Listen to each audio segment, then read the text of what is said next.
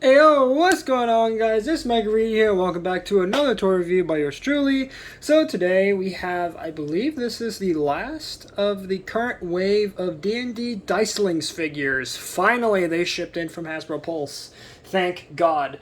So today we're going to be taking a look at D&D Dicelings Owlbear, Displacer Beast, this time in translucent plastic, because, ooh, translucent plastic. Am I right? I'm right. Then we got the green dragon. And last but certainly not least, the one that I've been most looking forward to, the D&D Dicelings Mimic. Yes, so we're going to be taking a look at all the boxes and taking a look at all of them individually. But I think this time, to kind of change things up, I'm going to be doing all the, what do you call it, retools / recolors first. And then we'll save the Mimic for last, because that guy is probably the one that I'm most excited for. And I'm sure some of you are probably really excited for that too. But anyways, let's get right into it. So first and foremost, the boxes. So starting with the green dragon here. Of course, you have the usual Dungeons and Dragons Dicelings box art with the Dungeons and Dragons logo up in the upper right hand corner with the Dicelings logo down there. And of course, we have the green dragon right there and all of his green dragonness. Of course, we have a little CGI artwork of what the actual dice form looks like, the D20. And of course on the top it says it changes, because of course it does. How else would that work? And of course you got Hasbro, plastic-free packaging, you know, the usual box art stuff. And as you spin it around, you do got the QR code there, which I'm not going to bother pausing on, because apparently all the QR codes link to the exact same website, which I believe is just the D&D official website. So that's fun, I guess. Then, of course, on the back, you do have the he changes in 8 steps, and it's totally just not the umpteenth recolor of the red dragon again. But, yeah, there you go. So, that's the green dragon's box. Now, moving swiftly on to the Owlbear's box. Obviously, same style, except now with, of course, the recolored Owlbear. And of course it shows them on the changes as well section. And of course we do get a good look at what the D20 looks like. And it's kind of surprising to me that the actual little artwork there is actual sized. It's not like blown up or anything. Because a part of me expected these to be kind of smaller, now that I think about it, but I digress. So on the back it has the 8 steps, and of course, it's totally just not a recolor of the other Owlbear. But anyways, moving swiftly on. Displacer Beast, right? Same sort of box as the other ones. Same style, except now with just the artwork change. And of course, you have the Displacer Beast up there, which, sad to say, it's literally just the exact same Displacer Beast, just now translucent plastic. Why, I don't know. Of course, you have the new artwork there for the Displacer Beast there. And if we turn the box around, I'm just going to do it manually for this one. We do have the 5 steps to change it from D20 to Displacer Beast. And yeah. And now for the last box. The D&D Dicelings Mimic, which surprisingly it actually does have a different logo here, the Honor Among Thieves, because yes, it's from the movie, surprisingly. Would the other ones actually have that on there? No. So the other ones are just generic D&D monsters, and this one's actually from the movie. I thought the whole gimmick was that this was a tie-in for the movie, but okay. I digress. So, of course, same artwork as the others, but I do want to note the really just awesome look of the Mimic here. Just, oh my god, just the grotesque detail on it. Looks like something out of Doom Eternal. I don't know. But anyways, so same artwork as the other boxes. Spin it around, and we can see 8 steps to change from that into whatever this hellspawn is. And yeah, there you have that. So, moving right into the figures, I think we're going to start with the green dragon. So, zoom in the screen there. That was a bit fast, but taking a look at the green dragon. Looking very, very nice indeed.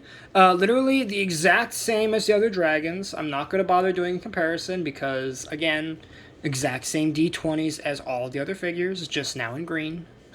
And with the gold, right, sort of D&D dragon symbol on it. And the transformation, unsurprisingly, is the exact same as all the other dragons. So, transform it, just simply unfold the sides. And you want to spin it around and unfold the tail. And then you want to take the head and unfold that.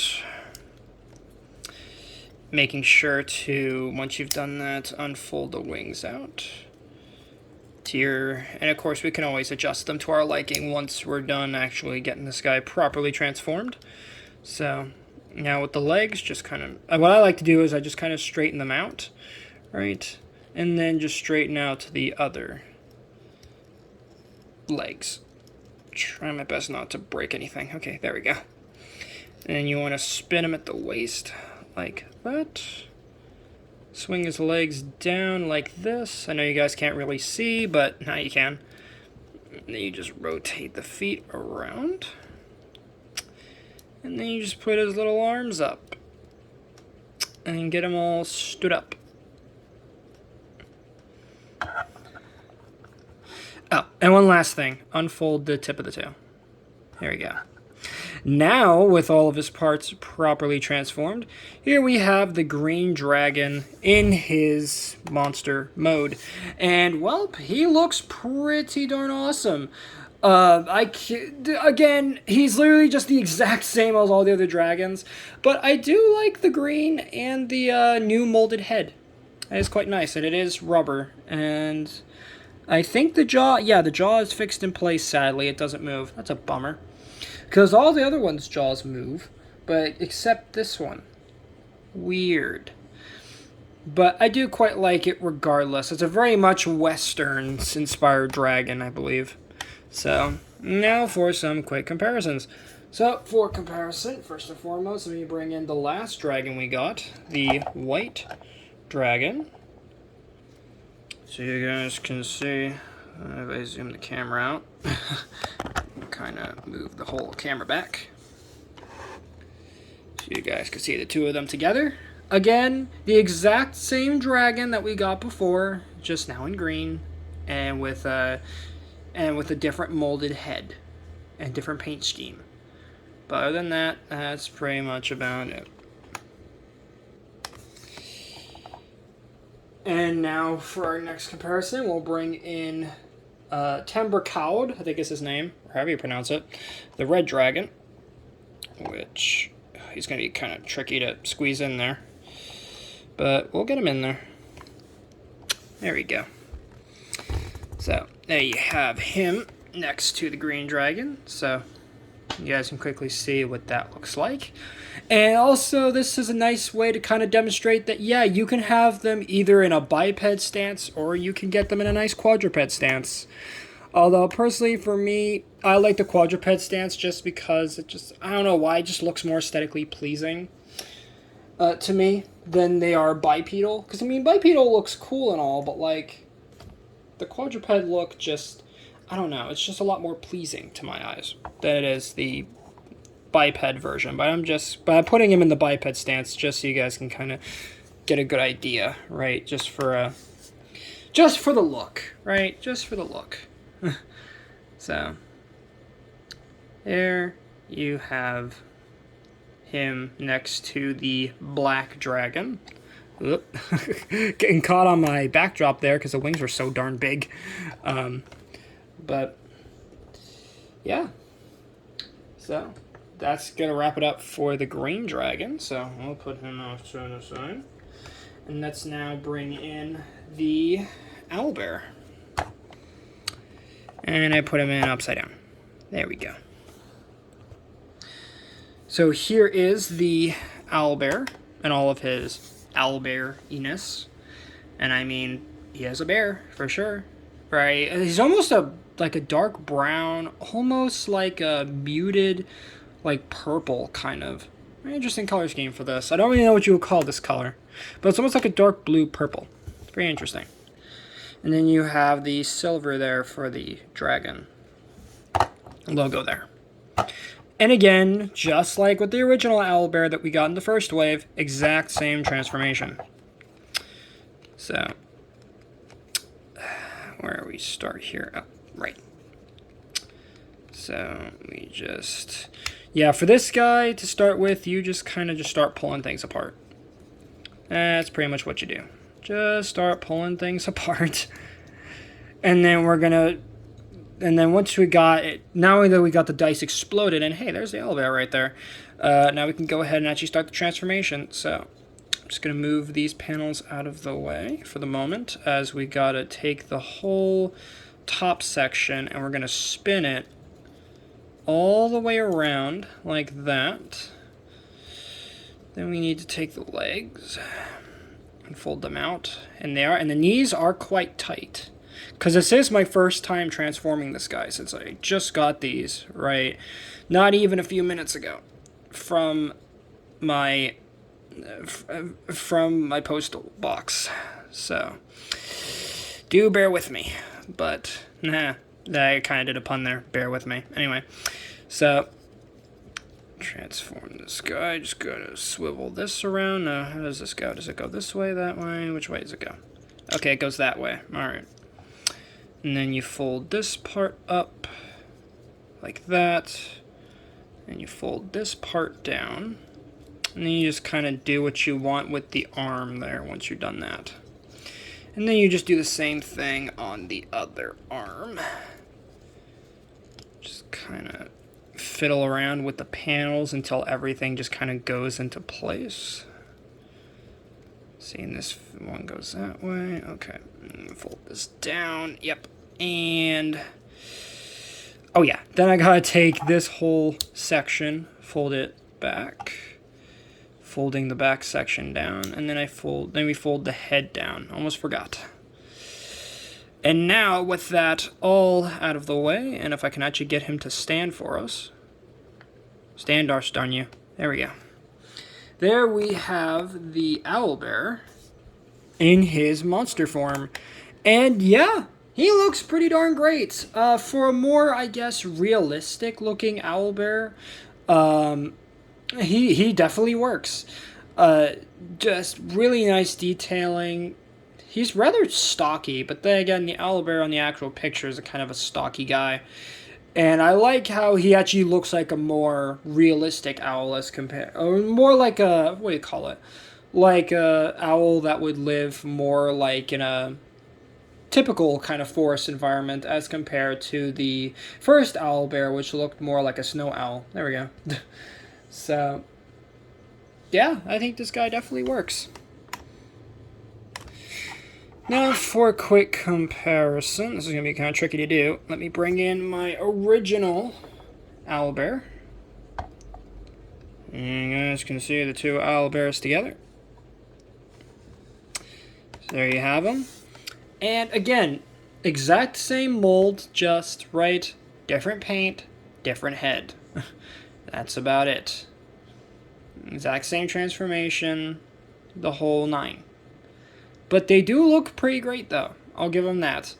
And out of the two of them, well, actually, I like the both of them. I can't really pick a favorite between the two of them.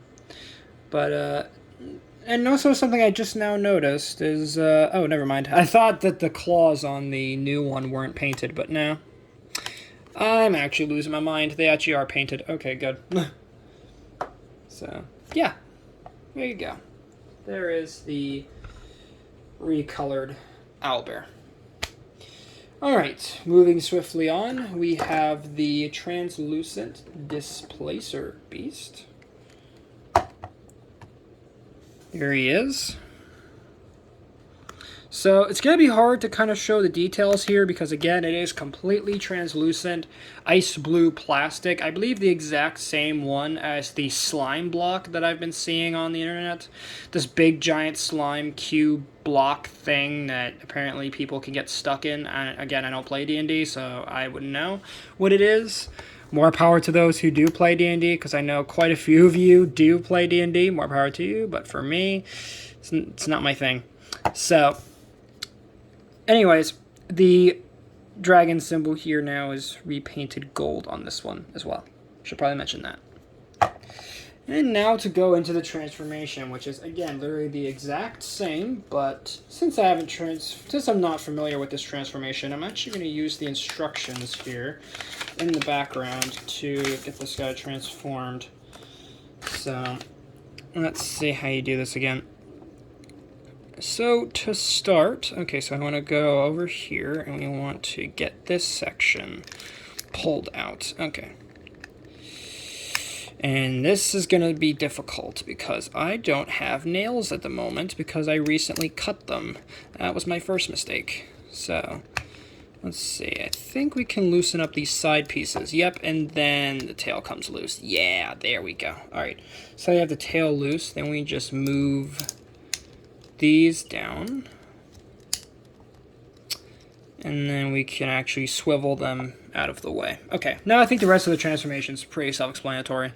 So fold this part back, and we can adjust the tail a bit. Now this can, oh, okay, so we can straighten that out. There we go. Kind of like that. Okay, yep, there we go. Then we can take the paws, spin them around. Yep.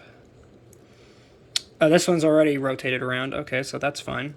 And also the waist joint on mine is really, really loose. So yeah, that's a little bit concerning. Maybe I can tighten that somehow. I doubt it, but that is a bit concerning. So just gonna fold the head out. Yep.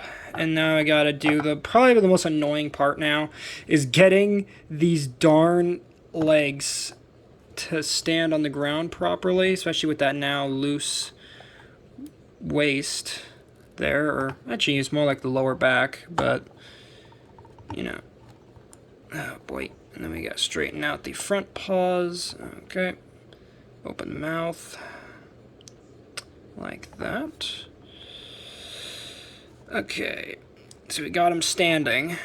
Now for these, so you kind of angle these out. Okay.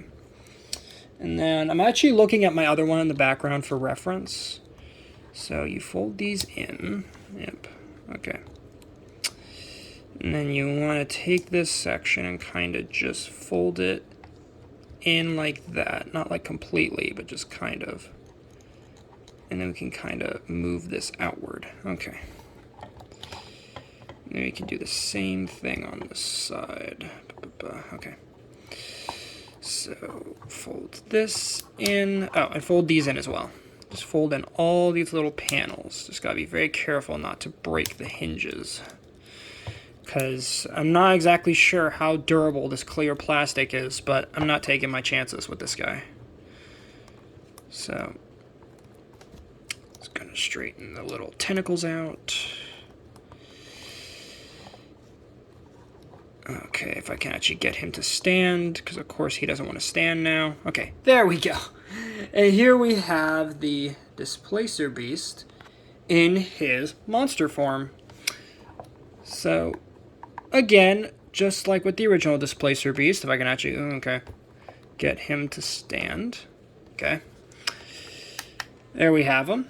Does look pretty cool. Again, hard to make out his details because of all the translucent plastic, but trust me, there is a monster form there. So, and I'm guessing in the movie the Displacer Beast can go invisible to, I guess, cloak itself from other monsters or hunters or whoever's attacking it. So, that's kind of fun.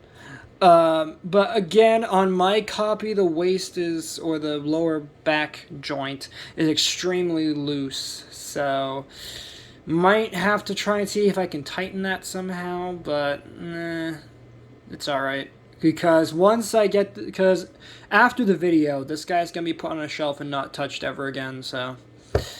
It's fine. So... There you have the Displacer beast.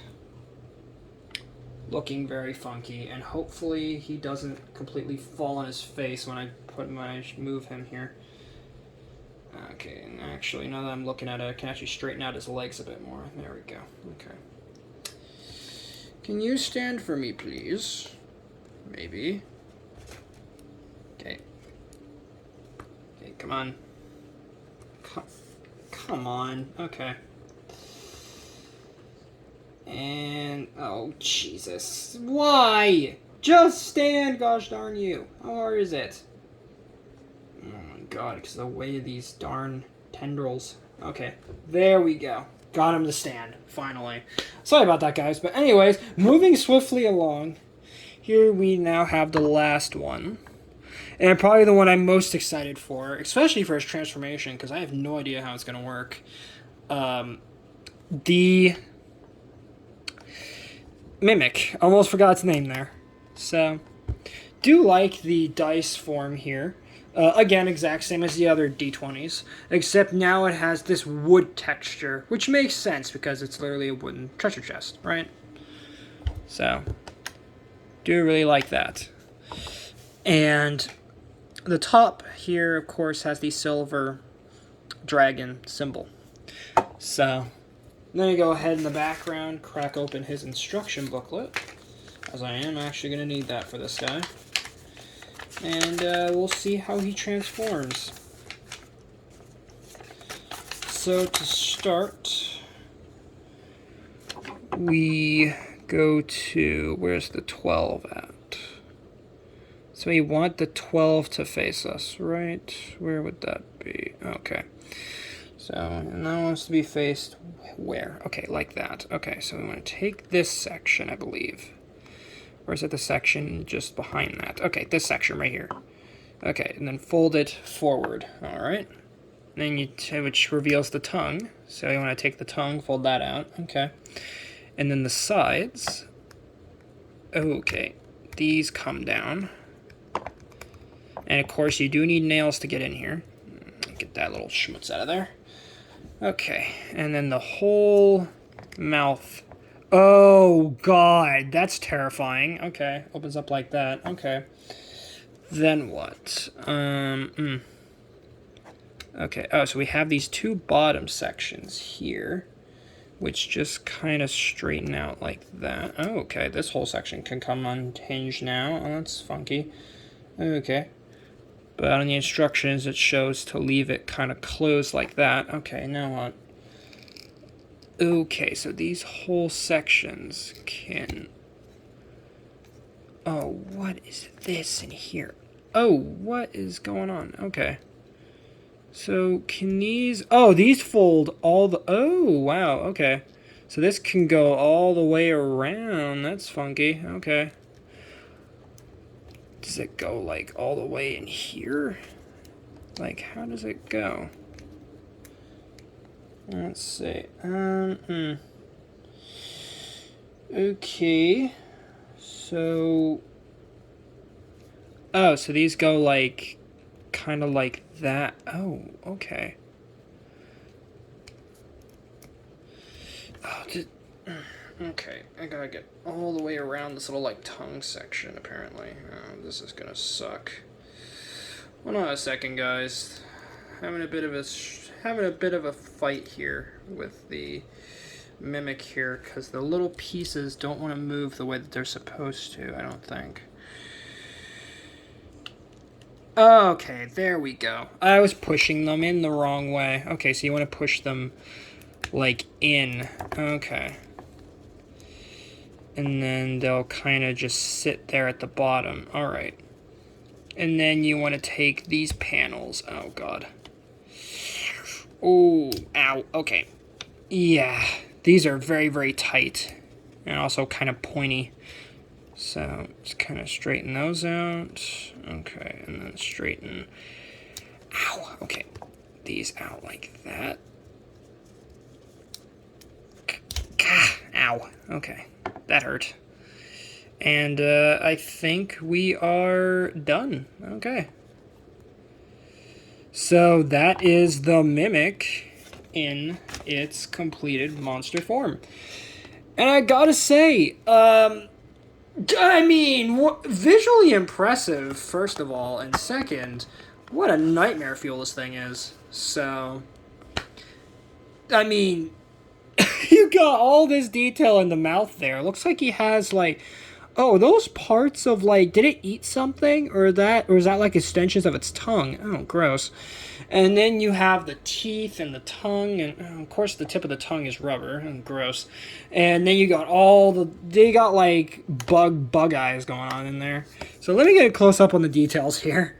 So right at the top we do have its horrific maw here with rubberized teeth, of course, because, you know, don't want kids poking their eyes out. Nice painting for the eyes. I wish they would have actually painted more details on the eyes, but maybe that's for a repaint in the future. Nice detail going on for the inside of the mouth here, very mouthy. Then you have the inside of the mouth here with what looks like separate tongues inside of the tongue. Oh, gross. And then you have the teeth there, kind of. And then you have this whole tongue section, which is very nicely detailed. And then you have the tip of the tongue, which is also rubberized plastic. Very licky. And then I believe the base of the tongue is also rubber and has a nice, tongue texture. Gross. Then you have the sides of the chest, which are very nicely detailed for as minimalistic as they are. And, yeah, that basically wraps this up for the D&D Dicelings Mimic, Displacer Beast, Owlbear, and Green Dragon. So thank you guys so much for watching. If you guys enjoyed this video, then please make sure to drop a like on this video, subscribe if you're new, and turn the notifications on so that way you guys get notified for all my videos / uploads. So do let me know in the comments what other D&D Diceling stuff you want to see, because hopefully if they do a Wave 3, which I'm praying they do a Wave 3, please God, hopefully they can give us something. Maybe something more, maybe another dragon, because I know they have this like 4-headed dragon, I forget what it's called, but maybe they could do that one. And it sucks that the name's not coming to me, but I digress. So thank you guys so much for watching. Later, Read Squad, and have a good one.